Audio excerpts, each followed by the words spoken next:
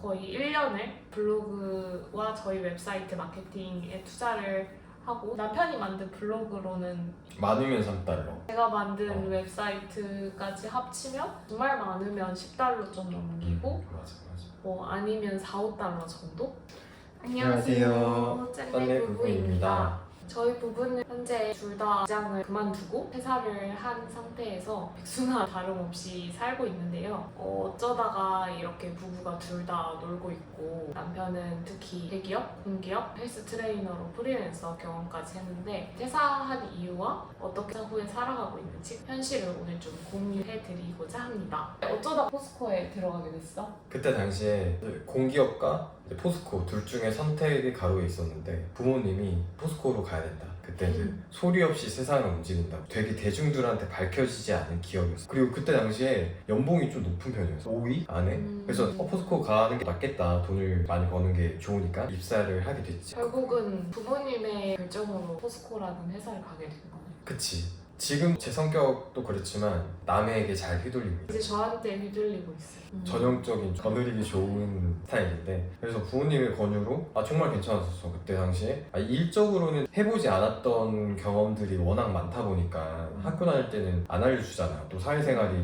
이렇게 어려운 줄 몰랐어. 군대까지 다녀와서 다 고만고만한 애들 모아두고 같이 뭐 일하니까 할만하니 했는데, 진짜 회사는 확실히 다르더라고. 진짜 전문성이 있어야 되고 기를 때까지 해야 되고 체계가 잘 갖춰져 있었어요. 그래서 내가 뭘 해야 되는지 명확했고, 그다음에 내가 어떤 스킬이 필요하면 회사에서 전폭적인 지지를 해주던가 서포트를 해줘서 제가 그걸 좀 함양할 수 있게끔 됐고, 또 무엇보다 가장 좋은 점은 연봉이 있었지. 만나기 전에 저축을 해야 되는데 더 플렉스하는 그런 지점까지 갔지. 근데 그렇게 다 이것저것 다 좋았는데 왜 결국에는 이직이라는 걸 선택하게 된 거야, 공공기관으로? 그때 당시에 제주도에서 근무하고 싶었던 부분이 제일 컸지. 제가 제주도에 가서 너무 살고 싶어 했거든요. 그때 와이프가 삶의 질이 되게 많이 떨어졌었어요. 전라남도 광양에서 살면서 많이 우울해하고, 그때 당시에 좀 힘들어 했었던 기억이 있어요. 그래서 광양을 저 때문에 내려왔으니까 퇴사를 하고 한번 제주도에 있는 기업에 이직을 해보자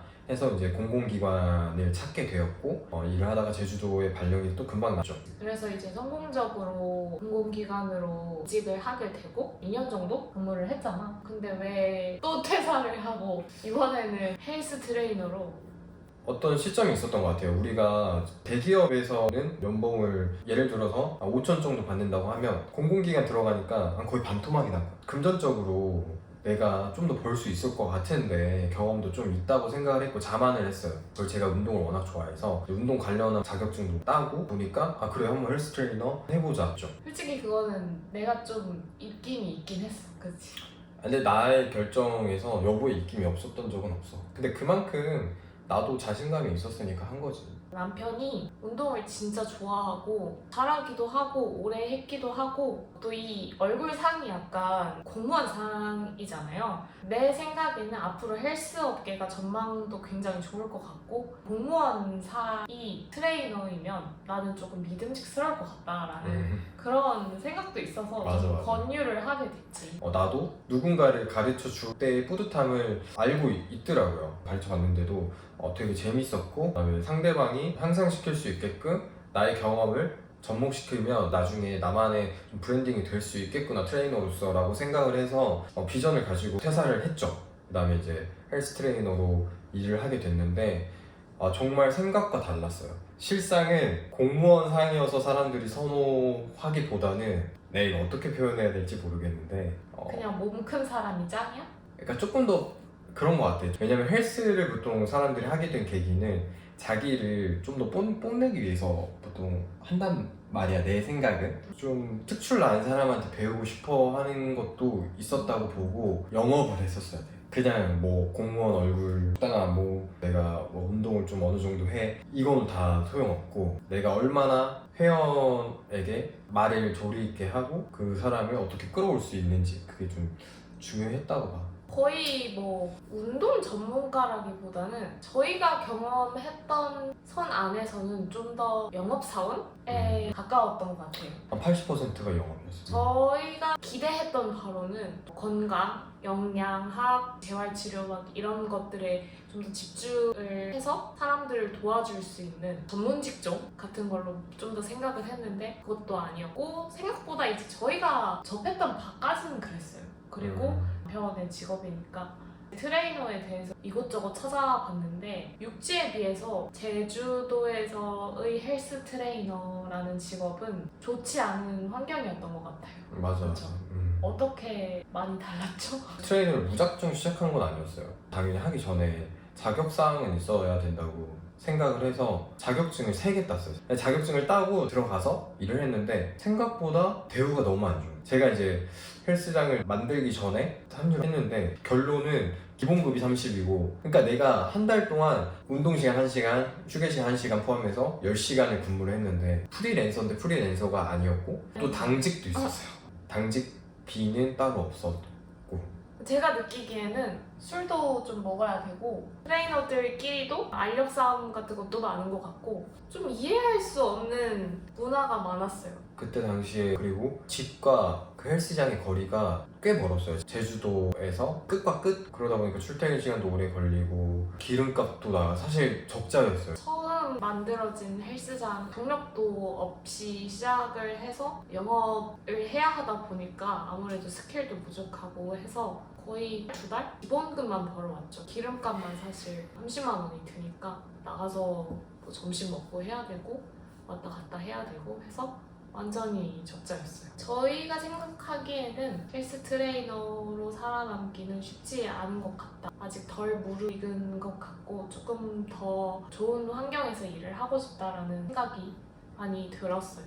어느 날 하루는 남편이 다니던 센터에서 다른 센터로 옮기기 위해서 면접을 보러 다녔는데 그 중에 굉장히 그래도 대우가 좋은 좀 센터가 있어서 그 센터장 분이 바쁘셔가지고 면접을 밤에 한다는 거예요. 남편이 면접 보고 오는 시간을 기다리고 있었는데 밤 12시가 넘도록 안 오는 거야. 이제 새벽 1시에 들어와서 합격을 했다고 하더라고요. 그래서 대우는 정말 굉장히 전과 비교할 바 없이 너무 좋았지만 면접자를 가정이 있는 집인 걸 뻔히 아실 텐데 자정이 넘도록 안 들여 보내는 곳에서 일을 시키고 싶지는 않더라고요. 그래서 그때 또 제가 때마침 개발자로 일을 하고 있기도 하고 제가 취미로 좀 만들었던 사이트가 겨울 한정이었지만 사람들이 많이 모여서 꽤 많은 수입을 얻었었어요. 그래서 이런 사이트 몇 개만 만들면은 오히려 돈이 좀 되지 않을까?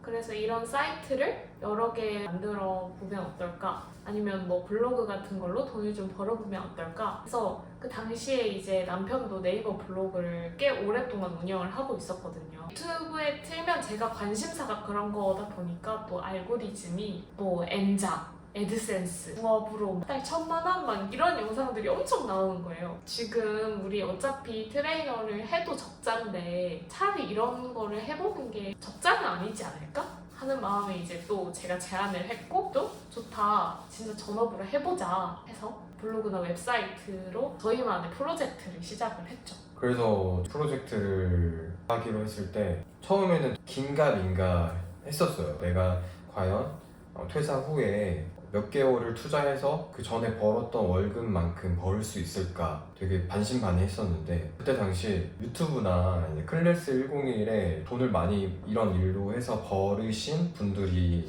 강의나 관련 영상을 많이 올렸더라고요. 그거 보고 되게 가능성 있네 하고 뛰어들었던 것 같아요. 자, 그렇게 뛰어들었고 부부의 결정으로 인해서 저 혼자의 수입으로 2명과 고양이 3마리의 생활비를 이제 지출을 감당을 했었고 이제 공기업 퇴사 후 1년 정도 혼자 거의 외벌이처럼 일을 했던 것 같아요. 물론 남편도 일을 열심히 했지만 애드센스 프로젝트를 시작하고 당장은 수입이 거의 없었으니까 그렇게 한 1년 동안은 제가 열심히 개발자로 일을 하면서 돈을 벌었습니다. 그러다가 저희도 큰 풍파를 한번 맞게 됩니다. 와이프가 큰 일이 있었죠. 회사가 이제 점점 힘들어지면서 사람을 한 줄씩 자르기 시작하는 거예요. 반은 한국인이지만 미국 회사라서 사람을 조금 잘 자르더라고요. 결국에는 어느 날 갑자기 이제 잘리게 되었습니다.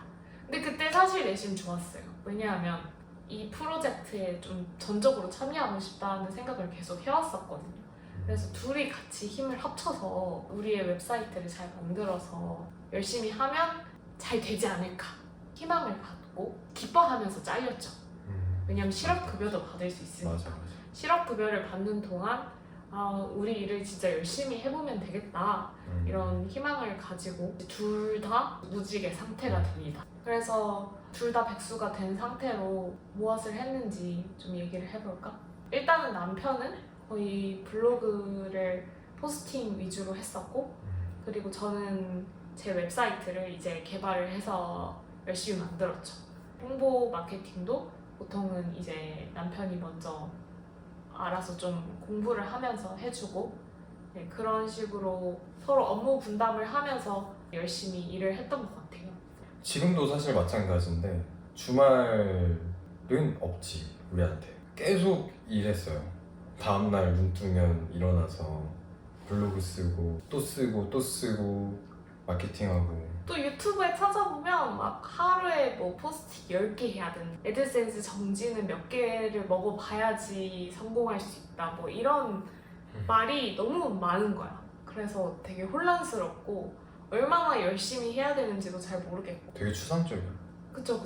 그래서 저희도 처음에는 기업처럼 일을 해보려고 KPI도 나름 정해보고 그렇게 했는데 맞아. 이게 절대 저희의 뜻대로 되지 않더라고요. 열심히 한 만큼 성과가 오지 않고 회사에서 돈 버는 게 이렇게 쉬웠구나 하고 느낄 정도로 수입이 늘지 않아서 사용자 수를 늘리자 목표를 잡아도 저희 마음대로 느는 것도 아니고, 사용자 수가 늘어도 애드센스 광고비가 어떻게 책정되냐에 따라서 수입의 차이가 엄청 크더라고요. 그래서 현실은 이제 남편은 거의 1년을 블로그와 저희 웹사이트 마케팅에 투자를 하고, 저도 잘린 지 한 3, 4개월이 다 되어 가는데 크나큰 수입의 변화는 없었습니다. 남편이 만든 블로그로는 많으면 3달러. 제가 만든 웹사이트까지 합치면 정말 많으면 10달러 좀 넘기고 맞아.